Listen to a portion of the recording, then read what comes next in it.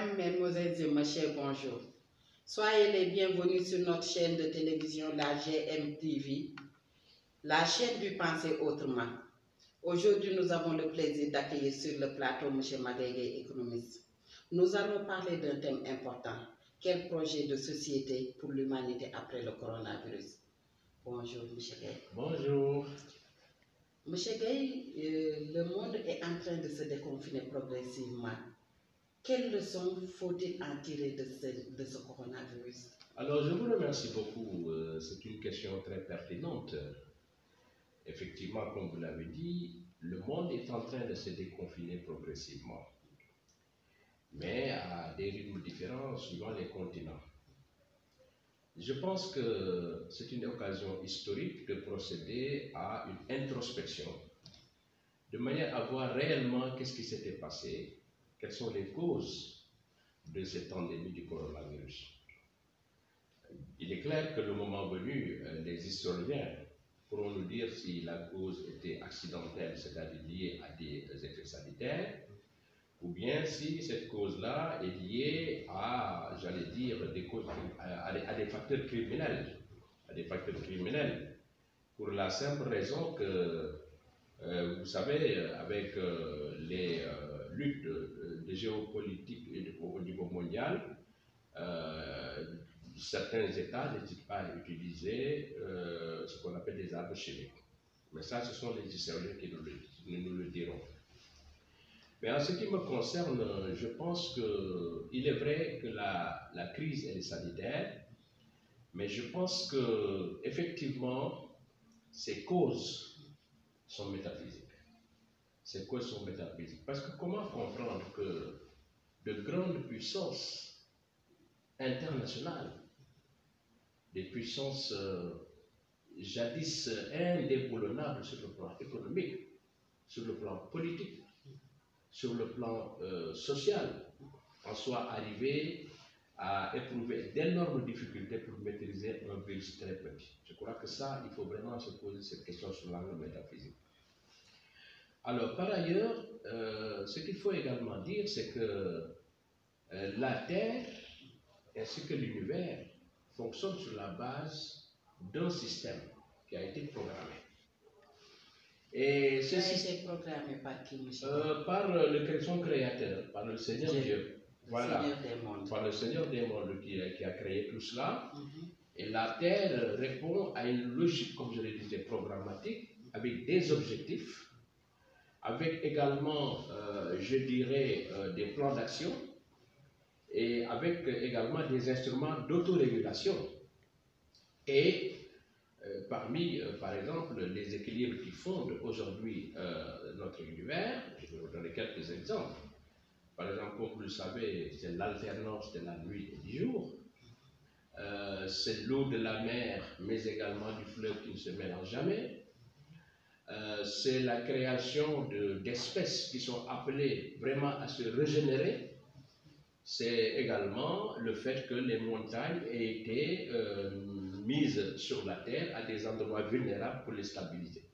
Mais force est de constater que l'homme remet toujours en cause justement ces grands équilibres du système par exemple les OGM, ce qu'on appelle les organismes génétiquement modifiés, mais également par le croisement d'animaux, la cueillette de fruits de manière prématurée, la corruption, par exemple également beaucoup de problèmes en ce qui concerne la gestion sociale de nos sociétés. Alors, donc tout ceci fait que généralement le monde, l'univers nous rappelle à chaque fois que nous sommes en train de sortir de ces grands équilibres et nous demande de revenir effectivement à la raison. Je pense que c'est ce qui explique quelque part que nous ayons ce Covid-19 qui est vraiment une pandémie qui est venue bouleverser complètement l'humanité et qui a montré vraiment nos faiblesses dans la gestion des affaires de ce monde. Et je crois que nous devons effectivement en tirer des leçons. En quoi les modèles actuels de l'humanité ont échoué? Alors, je pense que ces modèles ont échoué pour plusieurs raisons. D'abord, il faut rappeler que ces modèles ont été pensés par d'éminents économistes et hommes politiques, de stratèges. Je peux juste citer quelques-uns d'entre eux. Je peux penser à Adam Smith. Je peux penser également à David Ricardo. Je peux penser à Keynes. Je peux penser également à Karl Marx. Tous ces grands penseurs ont eu à apporter une connaissance, une science, et globalement, ça s'est articulé autour de 3 à 4 grands courants de pensée, surtout économique, le libéralisme, le néolibéralisme, mais également le socialisme et le communisme. Alors, mais force est de constater que ces différents courants de pensée, malgré le fait qu'on ait beaucoup parlé de croissance, ont exacerbé les inégalités. Alors, la dernière fois, je lisais un rapport du PNUD, du Programme des Nations Unies pour le développement, qui montrait que 10% des personnes les plus riches au monde se partageaient 40% de la richesse du monde. De l'autre côté, si vous prenez les 10% les plus pauvres, ils se partagent juste entre 2 et 7% des richesses du monde.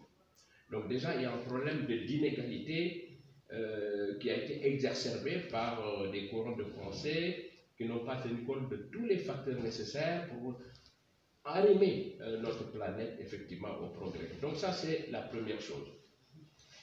Alors, la deuxième chose, c'est que ces courants de pensée se sont toujours focalisés sur un certain nombre de paradigmes. C'était quoi? C'était le travail, c'était la consommation, l'investissement, c'est l'épargne, mais également c'est l'endettement. Ces courants n'ont pas beaucoup insisté sur le savoir-être. Ils ont mis l'accent sur le savoir et le savoir-faire, mais n'ont pas mis l'accent sur le savoir-être. Monsieur Gay, pourquoi ils n'ont pas mis l'accent sur le savoir-faire? Alors, sur le savoir-être, parce que pour une raison très simple. Parce que comme vous le savez, le savoir-être, c'est la formation de l'âme, c'est la formation du cœur. Et ces économistes-là, pour eux, ce qui était important, c'était le savoir d'une part, mais également le savoir-être. Alors, lorsque on voit la façon dont le monde évolue, on constate que tout a été bâti sur du virtuel. Sur du virtuel. C'est le cas de ces bourses, c'est le cas également de ces marchés à terme, c'est le cas également de beaucoup de choses sur lesquelles eux, ils ont insisté et qui n'étaient pas des choses essentielles. Vous savez, c'est un système qui s'est maintenu grâce également à l'expropriation. L'expropriation, on se rappelle de la colonisation, on se rappelle également de ces nouvelles pensées néocolonialistes, on se rappelle également du maintien de prébendes à travers, par exemple, les marchés à terme, à travers les marchés des matières premières qui sont très injustement organisés, mais également les paradis fiscaux, où les gens arrivent à faire drainer des avoirs acquis de manière illicite. Et tout ça, c'est vraiment des problèmes auxquels le monde aujourd'hui est confronté. Et je pense que les guerres également, regardez la façon dont la Libye, la façon dont l'Irak ont été injustement, j'allais dire, comment dirais-je encore, attaqués, et avec le bénéfice, avec l'aval des Nations Unies. Aujourd'hui, je crois qu'il y a beaucoup de choses qu'il faut revoir au plan international. Et je pense que ces courants de pensée n'ont pas mis suffisamment, j'allais dire, l'accent sur l'éthique, sur la solidarité des intéressés. Ces courants ont été effectivement des courants matérialistes. Quelles pourraient être les grandes lignes d'un nouveau projet de société pour l'humanité? Effectivement, c'est une question intéressante que vous venez de poser. Alors, je pense effectivement que l'humanité, en ce moment, doit réfléchir sur un nouveau modèle. Et je pense que ce nouveau modèle doit être basé normalement sur quelques grandes lignes. C'est d'abord l'éthique. Il faudrait qu'on essaie de ramener dans la réflexion mondiale alors le rapport que l'homme doit avoir par rapport à Dieu, par rapport à son Seigneur. Je crois que ça, c'est le premier point qui me paraît très important. Ce point-là également doit permettre à l'homme de poser des questions sur l'ontologie et l'eschatologie. D'où nous venons et où allons-nous? C'est extrêmement important. Et je pense qu'également nous devons aujourd'hui arriver à nous poser des questions sur les raisons de notre existence sur Terre. Donc c'est ce que j'appelle l'éthique. Ensuite, il faut aller vers la refondation de l'homme. Parce que je ne suis pas sûr que l'homme qui est au niveau de l'humanité puisse permettre à notre monde d'avoir, j'allais dire, un comportement durable pour que nous puissions avoir un monde durable. Donc, je pense qu'il faut intégrer l'éthique dans les formations, intégrer également tout ce qui concerne, comme valeur, tout ce qui est valeur, la morale, le civisme, les matières religieuses, etc., de manière à mieux armer l'homme pour aller beaucoup plus loin dans la quête d'un monde nouveau. Donc ça, c'est ce que j'appelle la refondation de l'homme. Il y a un troisième pilier, c'est le travail. Alors, un grand scientifique, un penseur disait que travail comme si tu ne devais jamais mourir, mais pris comme si tu devais mourir demain. Je crois qu'il faudrait que nous puissions faire de ce credo-là notre façon de penser permanente lorsque nous abordons la question du travail. Et ce travail-là doit être basé sur ce qui est acquis licitement, au lieu tout simplement de faire un travail qui ne puisse pas permettre d'avoir des revenus gagnés à la suite de son fonds. Donc ça, c'est également un aspect qui me paraît important.